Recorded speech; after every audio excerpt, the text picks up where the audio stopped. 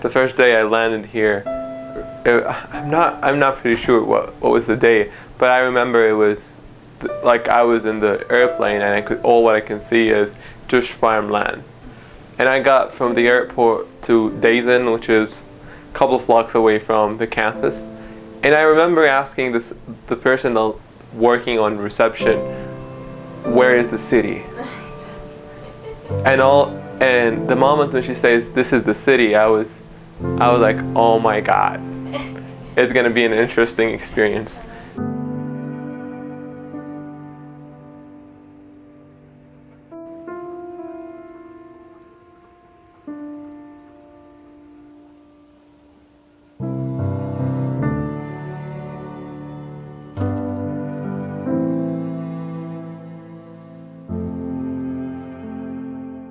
I didn't have a choice. It was here or staying in Madrid.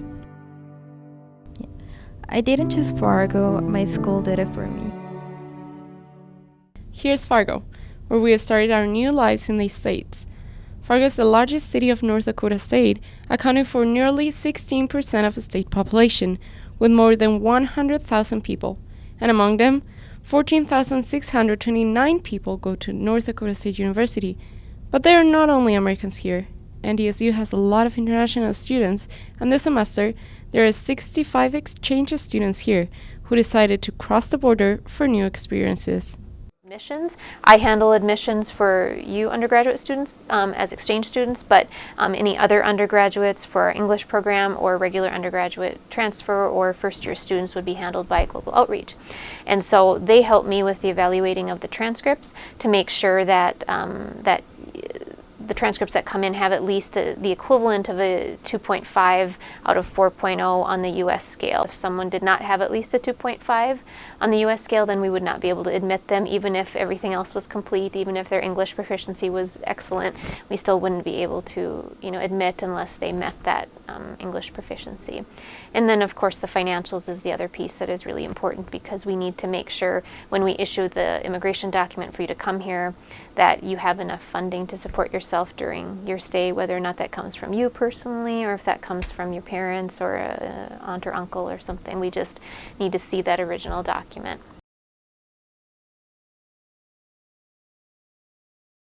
Like, you just arrived to another country, you just arrived to another culture. Most of us were traveling for 24 hours, what the first stop was. We were jet lagged, tired, no one gave us food, and we're like, oh my God, I literally want to die.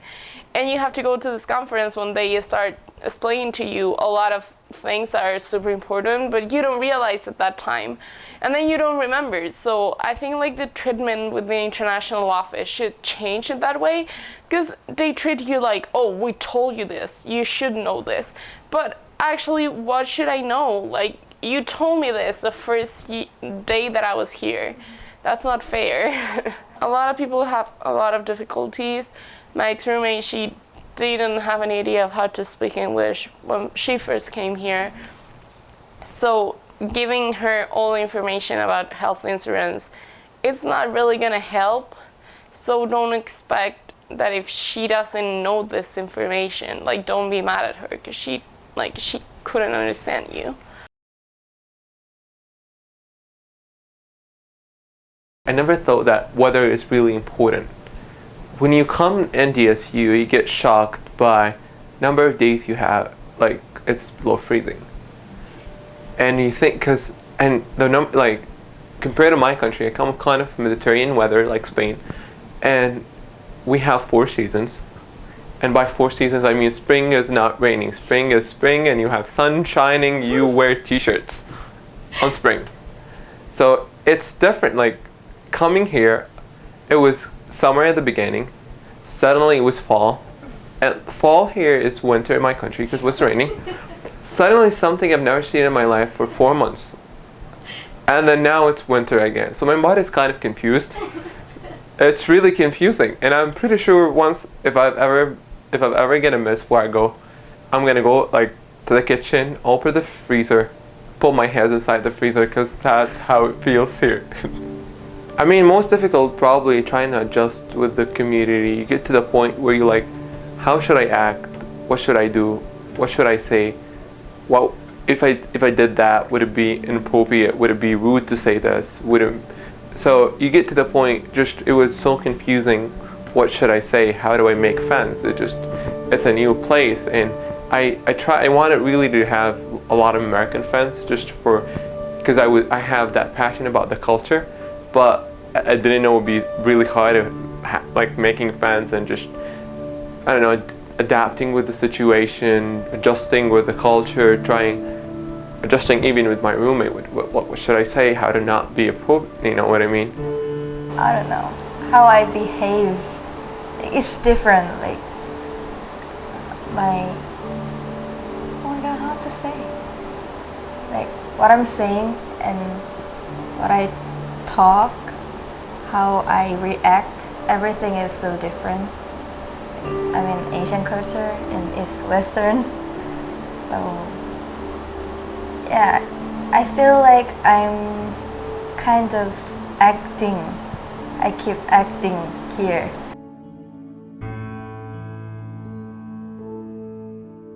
There's nothing necessarily throughout the semester.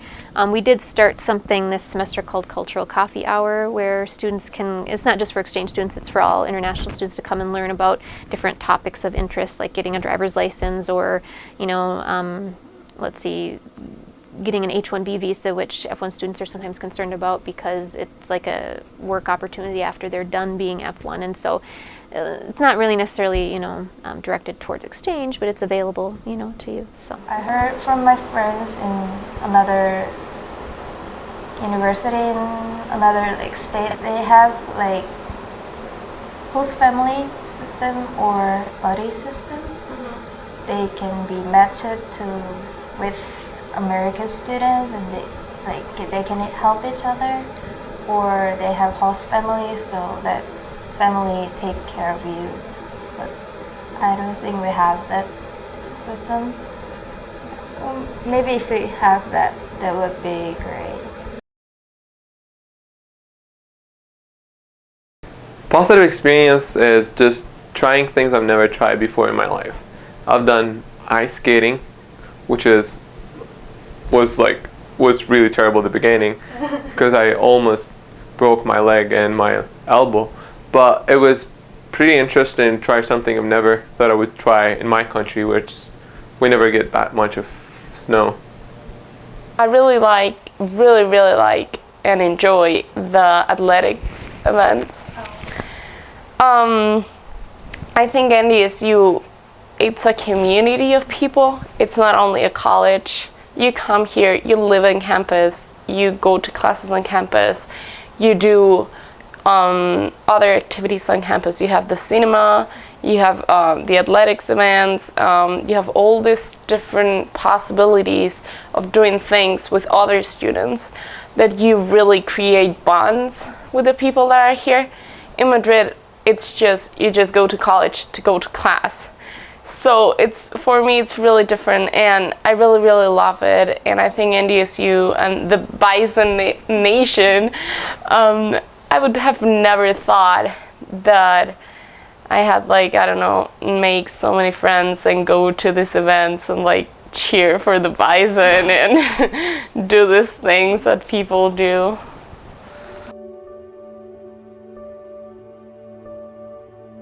Because I'm going home after 2 weeks, started thinking, well, I guess I miss my family. Because you never think about your family once you're out. Okay, my family, I'll be back. But now I got to the point, well, I guess there's some part of me just missing.